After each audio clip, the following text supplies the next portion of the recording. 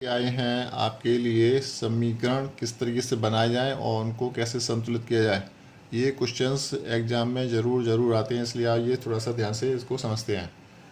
जैसे यहाँ पे दिया गया है, पहला क्वेश्चन है कि नाइट्रोजन प्लस हाइड्रोजन और ये अमोनिया बनना है।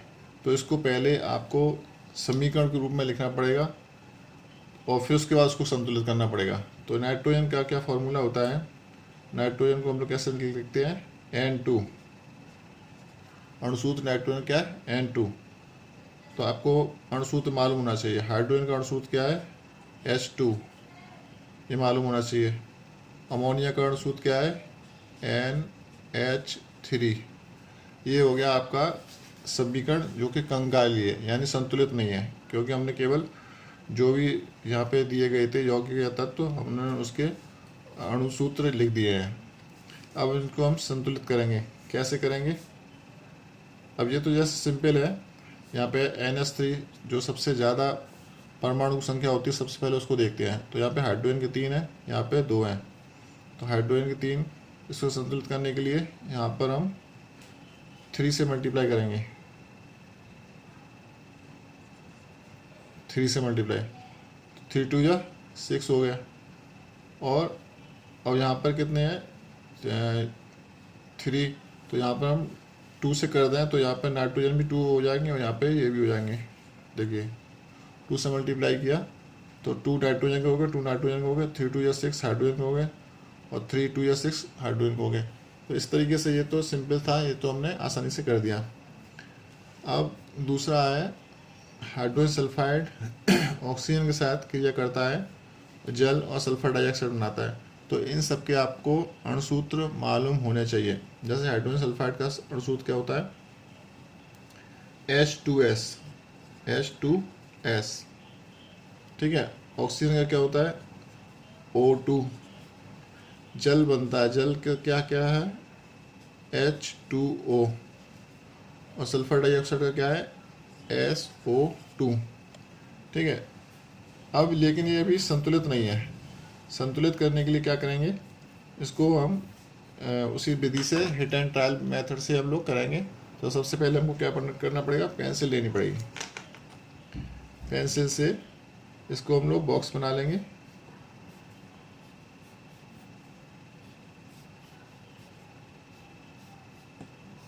ठीक है। बॉक्स बनाने के बाद हाइड्रोजन एक तत्व है, हाइड्रोजन लिख लेंगे। एक सल्फर है, सल्फर लिख लेंगे। ऑक्सीजन इधर लिख लेंगे। यानी अभिकारक के रूप में 3 यहाँ पे तत्व है। तीनों तत्व हमने यहाँ पे लिख लिया है। तीनों तत्वों के परमाणु भी लिख लेंगे। यहाँ पे हाइड्रोजन के 2 है, 2। सल्फाइड के 1 है, 1। ऑक्सीजन के 2 है, 2। यहाँ पे एरो है तो यहाँ पे एक बीच में लाइन खींच लेंगे इस तरीके से। और यहाँ पे देख लेंगे हाइड्रोजन कितने हैं? 2 है।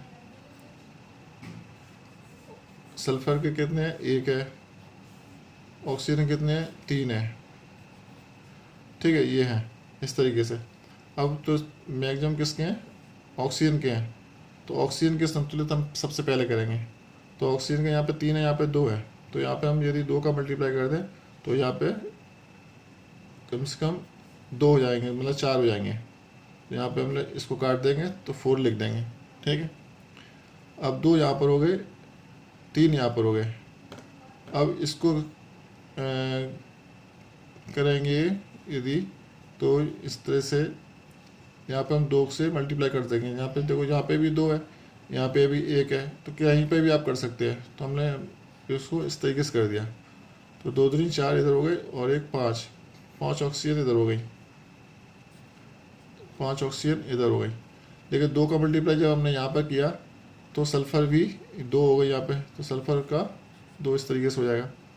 अब सल्फ़र 2 हो गई तो यहाँ पर 1 है। तो इसको सब करने के लिए हम यहाँ पे मल्टीप्लाई करेंगे 2 का। तो 2 सल्फ़र यहाँ पर हो गई, इस तरीके से 2 सल्फ़र यहाँ पर हो गई। अब 2 को यहाँ पे यदि हमने इसको किया है तो हाइड्रोजन कितने हो गए? 2 3 4, 4 हाइड्रोजन हो गई। तो यहाँ पे कितनी होगी? 4 हाइड्रोजन हो गई। हाइड्रोजन यहाँ पर कितनी है? 2 है। तो यहाँ पे मल्टीप्लाई करेंगे किसका? 2 का। 2 2 या 4। तो यहाँ पे भी कितनी हो गई? 4 हो गई हाइड्रोजन। अब 4 हो गई तो ऑक्सीजन कितनी होगी? 2 और 2 2 4, 6 ऑक्सीजन हो गई, यानी 6 ऑक्सीजन हो गई। तो यहाँ पे 6 ऑक्सीजन हो गई। तो यहाँ पे क्या करें, अब यहाँ पे 4 ऑक्सीजन है, तो इस तरीके से ऐसा किया जाए कि इसमें 2 की जगह 3 का मल्टीप्लाई कर दिया जाए। 2 की जगह 3 का मल्टीप्लाई कर दें तो 3 2 या 6 हो जाएगा। तो इस तरीके से ये समीकरण संतुलित होगा, क्योंकि देख लीजिए हाइड्रोजन यहाँ पे 2 है, हाइड्रोजन यहाँ पे 2 है, सल्फर के यहाँ पे 2 है, सल्फर के यहाँ पे 2 है S2, और ये तो चलो क्रिया है। ऑक्सीजन के यहाँ पे 3 वो 3 6, और ऑक्सीजन के यहाँ पे 2 ऑक्सीजन ये और 4 ऑक्सीजन ये, 2 3 4 और 2 6। तो इस तरीके से ये समीकरण ये हमारा संतुलित हो जाता है। तो कुछ सिंपल से हो जाते हैं, कुछ टिपिकल से हो जाते हैं, लेकिन इस तरीके से हम लोग हिट एंड ट्राई मेथड से करेंगे तो वो हो जाते हैं। अब आता है जैसे ये पोटेशियम और जल। पोटेशियम का फार्मूला आपको मालूम होना चाहिए। पोटेशियम का फार्मूला है के, जल का क्या फार्मूला है H2O, ये एरो लगा दिया। पोटेशियम हाइड्रोक्साइड का क्या फार्मूला है KOH। हाइड्रोजन का क्या फार्मूला है H2। ठीक है, अब इनको हम संतुलित करेंगे। तो संतुलित करने के लिए फिर से हम लोग पेंसिल लेंगे और क्या करेंगे, छोटा छोटा K, एक H और एक O इस तरीके से लिख लेंगे। तो K के कितने हैं, 1 हाइड्रोजन के, 2 ऑक्सीजन के, 1 यहाँ पे लाइन खींची।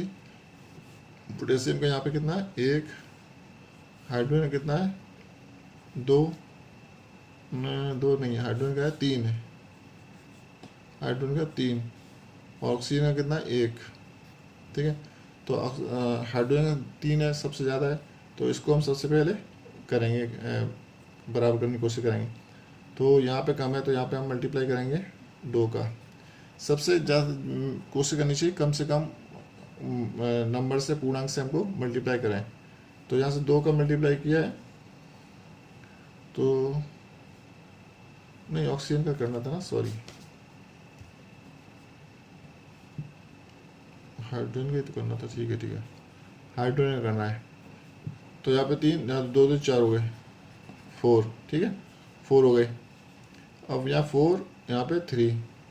ठीक है, अब यहाँ पे अब ये देख लेते हैं, यहाँ पे यदि हमने 2 से मल्टीप्लाई किया है तो ऑक्सीजन में कुछ चेंज आ गया, तो ऑक्सीजन में चेंज आ गया तो हम यहाँ पे तो ऑक्सीजन कर देंगे। अब हम ऑक्सीजन का यहाँ कम करेंगे।